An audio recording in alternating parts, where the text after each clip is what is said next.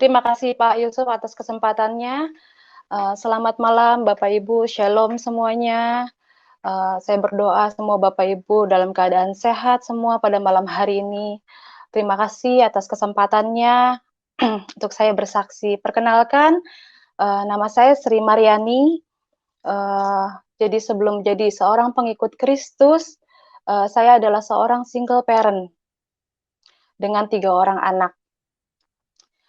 Saya bercerai dengan, almarhum mantan suami saya itu di tahun 2009.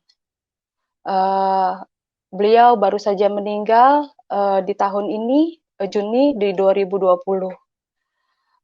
Dan saya tidak pernah bercita-cita atau ingin menikah lagi, karena saya berpikir siapalah saya ini, anak 3, eee, ya nggak berpikirlah untuk, mau menikah lagi gitu.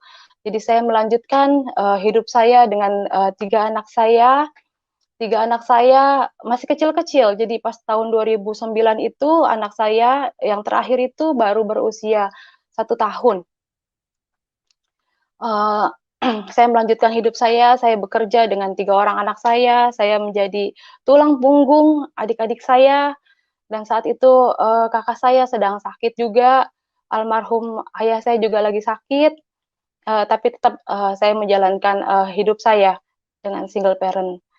Eee, Perlu Bapak Ibu ketahui saya terlahir dari, seorang, muslim yang benar-benar taat. Saking saya cintanya kepada muslim, anak saya yang pertama itu saya kasih nama Muhammad Alriansyah. Saya begitu mengagumi Nabi Muhammad. Yang kedua itu saya kasih nama Putri Alriansyah dan Putri Riani Rahmadani, dan yang ketiga saya kasih nama Dinda Aryani. Sampai satu hari, di bulan, Juni 2014, saya, berencana untuk, pergi umroh. Saya pergi umroh, jadi, pas saya mau pergi umroh itu, Tuhan izinkan, uang saya yang seharusnya saya setor, itu kurang gitu. Akhirnya saya pinjam sama teman saya yang seorang Kristen gitu ya, saya bilang, "Saya mau pergi umroh tapi uangnya kurang," gitu, saya bilang. Lalu, eee, nggak tahu ya dia baik banget gitu, dia langsung, eee, kasih gitu, dia transferin, terus saya bercandain, "Eh, kamu nggak mau, jadi muslim?" Aku bilang gitu, pas saya mau pergi. Lalu, dia bilang, "Kamu pergi, kamu berdoa di sana, kamu cari kebenaran. Kalau untuk menjadi seorang, muslim, itu tidak mungkin, karena saya terlalu cinta Yesus," kata dia gitu. Lalu, eee, mungkin dia saat itu ngomong, biasa aja nyampeinnya ke saya, tapi, di hati saya itu, kayak tertancap gitu. Tapi saya abaikan saja gitu loh. Jadi Juni itu saya tetap pergi umroh, lalu saya pergi umroh, sampai di sana, di hari pertama biasa kita menjalankan rutinitas, ibadah, hari kedua, hari ketiga, dan di hari yang keempat, Bapak Ibu, saya itu hotelnya di, Grand Zamzam. Grand Zamzam itu di Mekah, jadi dia itu, connecting dengan Mekah, dengan Ka'bah. Jadi di kamar itu, azan, suara pengumuman, itu kedengeran di kamar saya. Jadi selesai saya melakukan tawaf, saya istirahat di kamar, saya, senderan, lalu saya buka jendela sambil melihat, orang-orang lagi tawaf. Lalu entah apa, saya juga nggak ngerti itu Roh Kudus atau apa, saya nggak ngerti sama sekali, tapi tapi nggak kenceng, nggak kecil, tapi jelas. Suara itu seperti, "Kamu lihat, manusia maaf sedang melakukan kesia-siaan, memutar batu hitam." Saya ketakutan kan dengar suara itu. Apa iya? Ini suara apa? Masa pengumuman di kamar saya pengumumannya aneh gitu loh. Itu tapi jelas sekali gitu di telinga saya, Bapak Ibu. Saya abaikan, tapi hati saya sudah mulai guncang, sudah mulai galau. Karena saking saya penasarannya, saya turun lagi. Jadi hotelnya itu hotel, terus mall, terus jalan aja sedikit itu Mekah.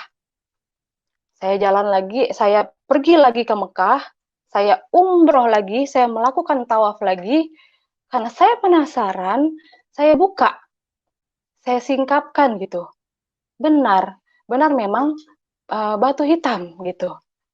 Terus sepertinya saat itu logika saya, pikiran saya mulai mulai mulai terbuka gitu. Iya ya, ngapain ya saya melakukan hal ini ya? Ngapain ya saya? Pokoknya berkecamuk saat itu. Ngapain ya? Emang iya ya Tuhan sampai sesusah ini gitu. Sampai nanti kalau teman-teman saya, ini aja saya mau pergi aja uang kurang. Gimana kalau orang susah yang nggak bisa pergi gitu ya? Dia susah dong untuk bertemu dengan Tuhan gitu loh.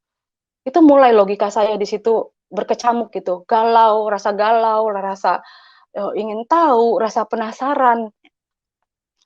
Tapi kan pergi umroh itu 14 hari, itu baru hari keempat. Saya sudah galau, sudah bimbang gitu. Tapi tetap saya melakukan dan menyelesaikannya dengan ya sudah gitu, dengan kegalauan itu. Saya pulang ke Indonesia, saya nggak cerita sama keluarga saya. Saya nggak ngomong sama siapapun, saya simpen sendiri dengan di hati yang terus berkecamuk gitu. Terus saking saya penasaran ya saya mesti nanya ke siapa ya. Tapi sekarang kan gampang Bapak Ibu, informasi gampang kita dapatkan di handphone gitu. Lalu saya buka handphone, saya cari di YouTube gitu. Saking saya penasarannya, ada nggak guru besar, Pak Kiai dari Muslim masuk ke Kristen gitu. Saking saya penasarannya. Lalu di YouTube itu yang keluar Bapak Saifuddin Ibrahim. Di situ beliau sedang mengajar, sedang menerangkan bagaimana Muslim, bagaimana Kristen, di situ sedang menjabarkan gitu. Sepertinya saat itu tuh kok keingintahuan saya itu besar sekali. Saya ambil pulpen, saya ambil kertas gitu, saya ikutin gitu perbedaannya. Uh, Islam ini, uh, Kristen itu, Yesus itu mengajarkan kasih. Kalau kamu ditampar pipi kanan, kamu kasih pipi kiri. Bergetar hati saya mendengar itu. Merinding rasanya. Ini Yesus ini yang teman saya bilang itu tuh. Terus, maaf di ajaran agama saya yang dulu di Muslim, kalau menikah itu boleh lebih dari 3 kali. Jujur saya nggak sanggup gitu loh sebagai seorang wanita. Nggak mau lagi juga di madu. Lalu di kekristenan itu diajarkan menikah itu sekali seumur hidup. Wah, dahsyat nih ajaran gitu. Di dalam kegalauan itu, tetap saya pun mencari tahu di Al-Quran. Ternyata di Al-Quran itu Yesus itu adalah Isa Al-Masih, gitu. Nabi Isa. Terus saya tetap menjalankan rutinitas saya dengan kegalauan saya, tapi saya terus mencari tahu tentang siapa Yesus itu gitu loh. Saya belajar mulai baca Alkitab dengan diam-diam gitu. Saya coba mulai nanya-nanya teman-teman saya yang uh, pengikut Kristus gitu. Lalu saking saya penasarannya, itu berjalan itu Juni, Juli, Agustus. Di bulan Juni dan Juli itu, saya bilang sama teman saya, kamu gerejanya di mana? Dia sebutin salah satu gereja, itu saya bilang, gue boleh nggak ikut ke gereja lo? Ngapain lo? Gila lo, kata temen aku gitu. Jangan nanti keluarga lu bilang apa, nanti disangkanya gue yang doktrin lu gitu. Temen saya ngomong gitu, enggak, ini gue yang mau gitu. Gue yang kepengen gitu. Jadi saya mau bilang nggak ada yang mendoktrin saya, nggak ada yang nyuruh saya gitu masuk Kristen karena keingintahuan saya yang besar sekali tentang si Yesus itu gitu loh, si sosok yang membuat hati saya langsung jatuh cinta gitu. Kok bisa ada orang ditampar pipi kanan suruh ngasih pipi kiri gitu loh. Wah, saya semakin penasaran gitu loh. Semakin saya tahu lagi, banyak hal-hal yang saya bertambah cinta saya gitu sama seorang sama sosok Yesus ini gitu loh. Lalu pertama kali saya masuk ke gereja seumur hidup saya bingung Bapak Ibu, bingung jujur. Karena di gereja itu pas saya lihat gelap. Terus cewek sama cowok itu nyampur bersatu gitu. Mereka sedang kayak bersukacita. Saya lihat di depan itu ada band, ternyata mereka sedang melakukan pujian penyembahan, saya nggak ngerti. Di kiri saya lagi ada yang nangis, ada yang sorak-sorai. Oke, saya ikutin aja. Itu kepala saya pusingnya luar biasa, Bapak Ibu. Nggak tahu kenapa gitu. Karena kan saya terbiasa dengan kalau saya sholat itu hening. Jadi cewek-cewek, cowok-cowok dipisah gitu. Suci dalam keadaan suci gitu. Nah, terus berikutnya saya minta ikut lagi ke gereja. Lagi saya semakin cinta, saya semakin tahu gitu ya. Terus saya bilang, gue mau dong dibaptis sama teman saya ini. Dan dia pun bilang, gila lu, jangan lu, anak guru besar lu, anak Pak Ustadz, minta dibaptis. Gak mau gue, anak Kori, bapak saya Kori, bapak ibu almarhum. Kori itu guru ngaji. Terus, enggak, gue sendiri yang mau, gak apa-apa. Dia nggak mau nolongin saya. Ya udah saya cari sendiri aja, bapak ibu, bener-bener saya cari sendiri. Saya dapetin salah satu gereja, terus saya bilang saya mau daftar sendiri ke ininya, ke resepsionisnya, terus akhirnya dijadwalin kita untuk dibaptis. Tanggal 27 September saya dibaptis, Bapak Ibu, 2014. Hari Minggu. Saya dibaptis, saya dikasih nama Naomi. Terus saya bilang sama teman saya, kok dikasih nama Naomi? Siapa Naomi? Saya kan baca kitab belum sampai tuh ke sana. Terus kata teman saya bilang, lu baca di Rut. Terus di sana ada tentang kisah Naomi. Aku baca tentang Naomi. Oh, hati saya sedih ya. Hati gue sedih banget nih. Kenapa ya? Kasian banget ya Naomi. Lakinya meninggal, anaknya meninggal 2. Dia hidup sama anak-anak dari istrinya gitu loh. Terus itu hari Minggu. Jadi salah satu teman saya yang suka cita, saya dibaptis, upload foto saya ke Facebook. Keluarga besar saya lihat.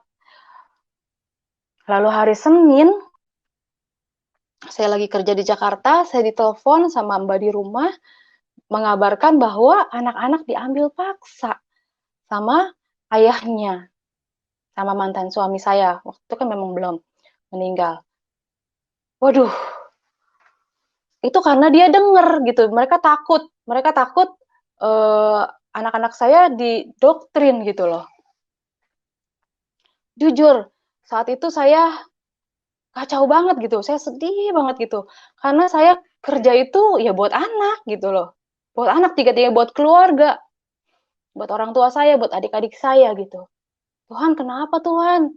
Kok malah begini, malah diambil anak-anak saya gitu loh. Kan kalau orang udah divorce itu ya udah nggak ada hubungan sebenarnya gitu loh. Anak-anak saya masih kecil, lagi sekolah diambil gitu. Ngambilnya juga ngebohongin, bilangnya neneknya sakit gitu. Ternyata dia tahu gitu. Terus saya mau marah, kayaknya mau memakai kekuatan saya sendiri gitu loh. Aduh, apa panggil pengacara ya? Apa panggil polisi ya? Tapi teman saya bilang, jangan, kamu duduk aja, kamu diem, kamu bersujud di kaki Tuhan, kamu doa, biarkan Tuhan yang bekerja untukmu. Biarkan Tuhan yang berperang untukmu. Kamu gak boleh marah. Jujur, saat itu saya tuh masih anak baru gitu loh.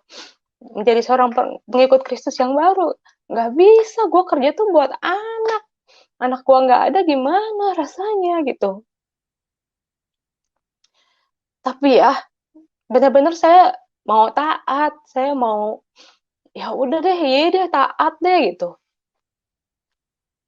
Terus 3 bulan berselang dengan kegalauan, dengan kesedihan yang ada, saya melanjutkan hidup saya tanpa anak-anak saya, nggak ada komunikasi sama sekali.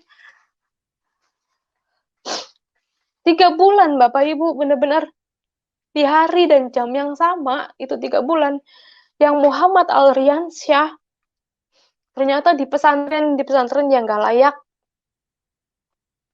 dan Putri Muhammad Alriansyah itu kabur di hari dan jam yang sama setelah 3 bulan. Itu Muhammad Alriansyah kabur dari pesantren, terus si Putri juga yang anak kedua itu kabur dari rumah mantan suami saya karena katanya dianiaya sama istri dari mantan suami saya itu gitu. Di hari dan jam yang sama Bapak Ibu. Anak kecil saat itu nggak pegang handphone, nggak bisa janjian. Itu kalau bukan Tuhan Yesus yang menunjukkan kekuasaannya, menunjukkan ke Naomi, kamu nggak salah, pilih aku, Naomi ini aku bela kamu saat itu. Aku melihat Tuhan bela saya saat itu, benar-benar. Terus akhirnya saya dihubungin sama adik saya karena memang pesantrennya itu dekat rumah dengan ibu saya, dan si Putri itu rumahnya cuma beda 3 rumah dari rumah ibu saya, gitu. Terus adik saya itu telepon saya, bilang, ini si Putri sama si Rian kabur nih, lu cepetan deh ke sini gitu. Buru-buru saya jemput anak saya gitu. Saya senang banget gitu. Sampai saya bilang, aduh Tuhan, kenapa ini? Aku bilang sampai anak ditelantarin kayak gini gitu. Jadi kayak mantan suami tuh cuman kayak mau nyakitin hati saya gitu loh. Saya berpikirnya saat itu, tapi saya ya udahlah, anak-anak udah balik itu kabur.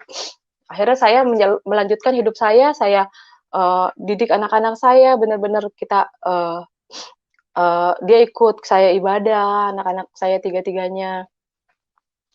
Lalu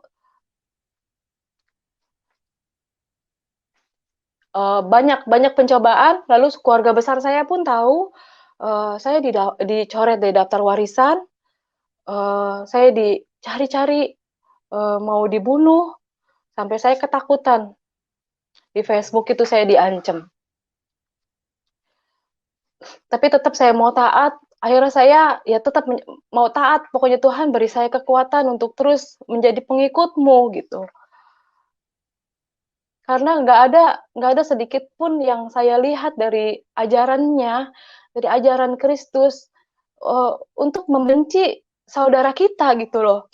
Saat saya dijolimi seperti itu, saya baca lagi Tuhan bilang, ampuni.